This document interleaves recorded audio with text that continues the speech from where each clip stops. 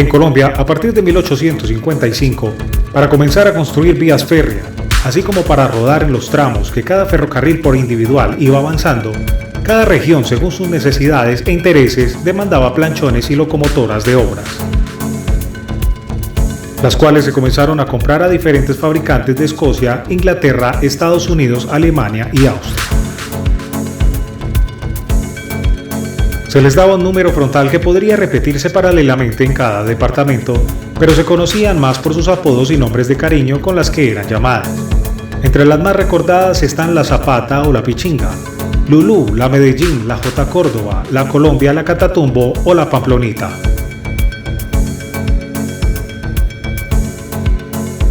Por lo general terminaron siendo monumentos de diferentes ciudades en conmemoración de ser estas las primeras locomotoras en entrar a un territorio o concluir tramos de líneas hechas.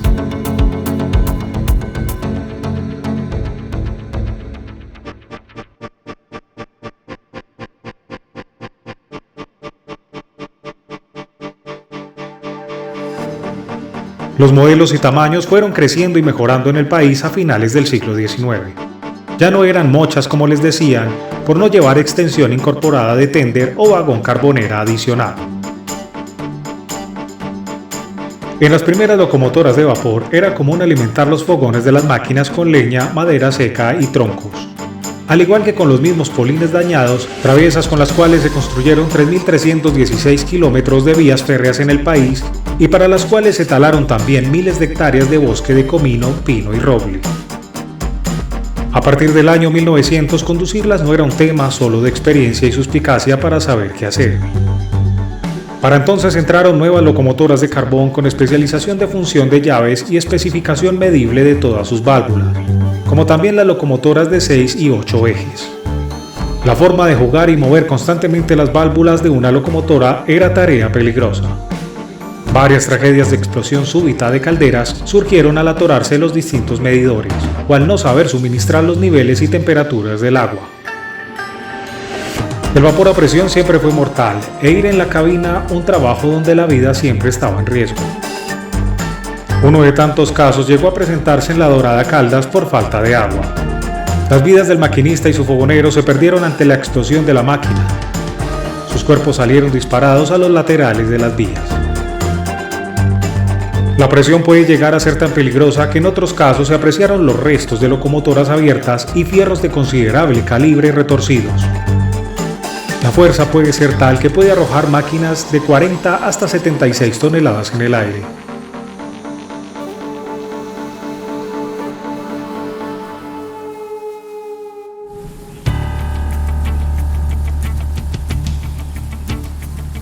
Hoy en día, el precio de una locomotora General Electric oscila entre 1 y 3 millones de dólares. Sin embargo, en su tiempo las locomotoras de vapor también tenían un coste alto debido a su importación, traslado y ensamble. En poco tiempo el deterioro de las máquinas era ineludible, así como recurrente.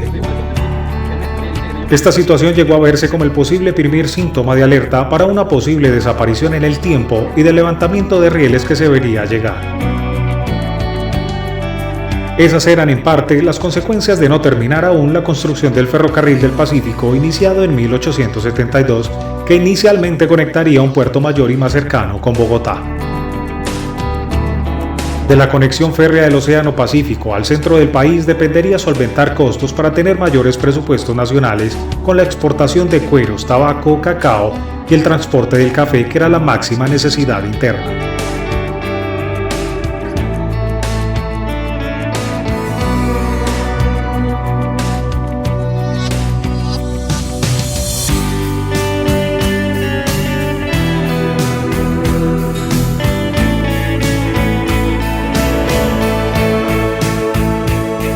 En 1872, el puerto y su estación estaban listos.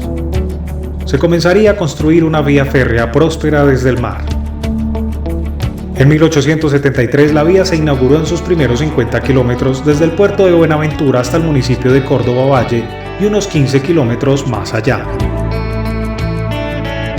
Desde 1874 y hasta 1888, el país tuvo un protagonista cubano, el gran negociante de contratos e ingeniero Francisco Javier Cisneros.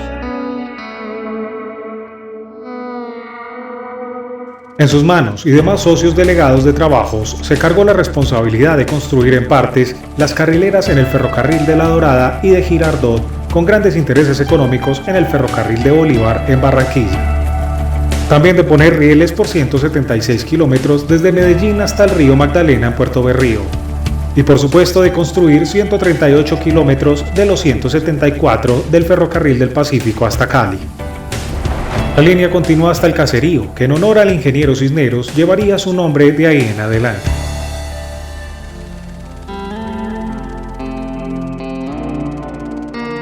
En 1889, por 10 años se suspendió la línea.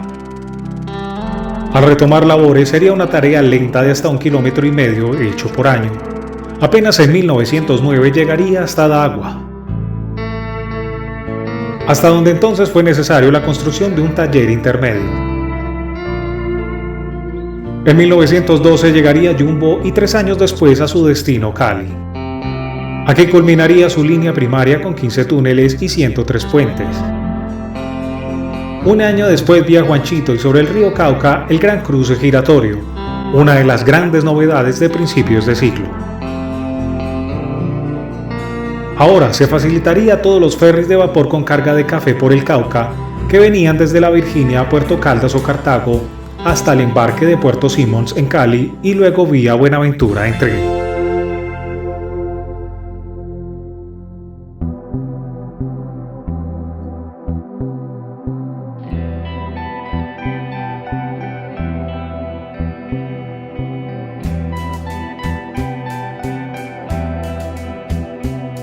En 1915, en territorios del Viejo Caldas se inician trabajos. Puerto Caldas sería el lugar colindando con el Cauca más al sur dentro del apenas recién creado departamento. Lugar en el que se quería llegar desde Manizales, no solo para darle salida al café, sino para sacar la capital caldense del aislamiento en la montaña y permitir también a sus gentes una salida para conocer el mar.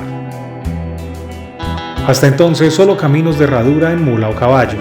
Caminos de indios en serpenteantes laderas no se prestaban por mucho para carruajes tirados siquiera. En partes, caminar por los costados de despeñaderos era la opción de movilizarse por el centro del eje cafetero. Manizales tendría que llegar al río con un ferrocarril, pero por obvias razones no podría construirlo arriba en la montaña. De manera que el mismo tren haría su vía desde el río en una carretera de ascensos y pendientes permanentes. De lograrse un ferrocarril de montaña que siempre fuese en cuesta arriba sería una hazaña de titanes. La indecisión estaba en si seguir el río Cauca por su borde o llevarlo primero hacia el valle para conectar con Cartago y esperar a que el ferrocarril del Pacífico llegara allí para unificar líneas.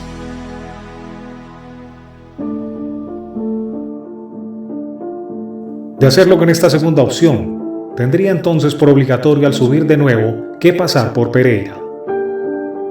La decisión fue aplaudida por los pereiranos, pero los manizaleños temían que la llegada más temprana del ferrocarril terminase desarrollando tanto a Pereira que lo superase pronto en economía, en número de habitantes y en volverla más atractiva para inversionistas y negociantes, relegando la importancia de la capital.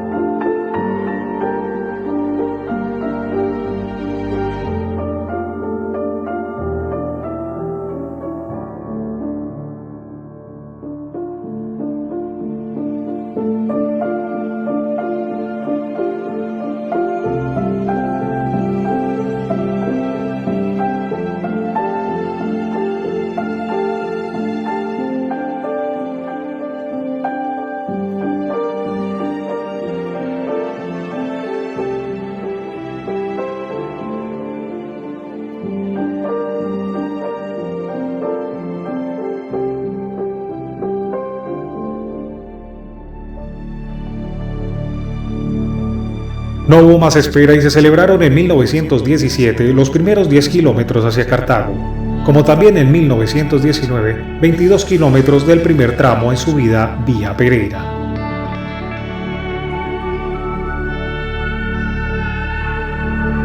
La maquinaria en pendientes tiende a deteriorarse más rápido. Hasta el momento no habría talleres en Pereira, ni presupuesto para hacer uno hasta no llegar al menos al centro de la ciudad. Entre 1890 y 1920, la apertura de talleres seccionales en todo el país y en ciudades intermedias ya eran un hecho. Fueron más de 25. Pero al mismo tiempo se debatían constantemente por todo el país los gastos de mantenimiento, accesorios y repuestos, no solo de las locomotoras, sino de vagones, puentes, túneles y de las mismas vías. Depender de los importadores, fabricantes europeos o ensambladoras en Estados Unidos no eran una opción. Construir talleres madres, más grandes y centralizados donde se forjaran piezas, donde hubiese fundición, donde se crearan ferropartes y se diera inmediata solución sin esperas, fue la resolución definitiva.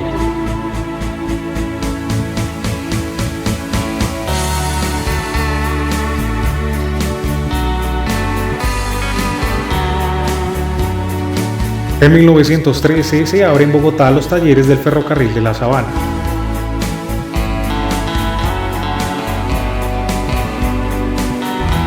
En 1926 se abren en Bello los talleres del ferrocarril de Antioquia.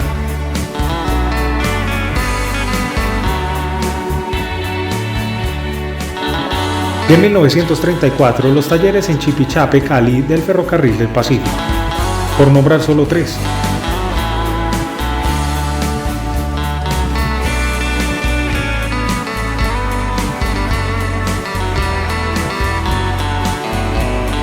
En estos lugares se logró fabricar el 85% de lo que era una locomotora de vapor.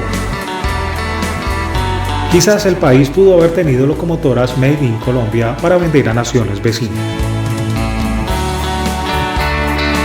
Aún con esto, Colombia no fue regular en ir cambiando el sistema férreo con el tiempo y adaptándolo a las necesidades del país.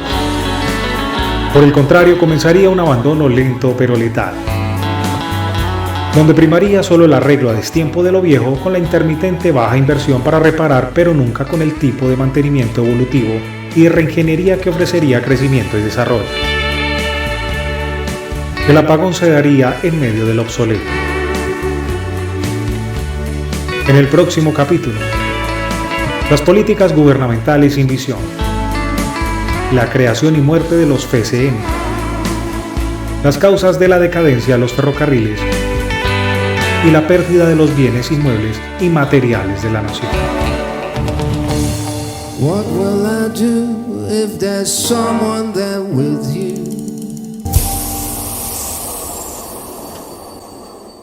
Traveling off to find you. Train will speed in the wind in my eyes. Don't even know what I say when I find you. Call out your name, love, and don't be surprised. There's so many miles and so long since I met you. I don't even know what I say when I get to you, but suddenly now I know where I belong. So many hundred miles and it won't be long. It won't be long. It won't be long. It won't be long.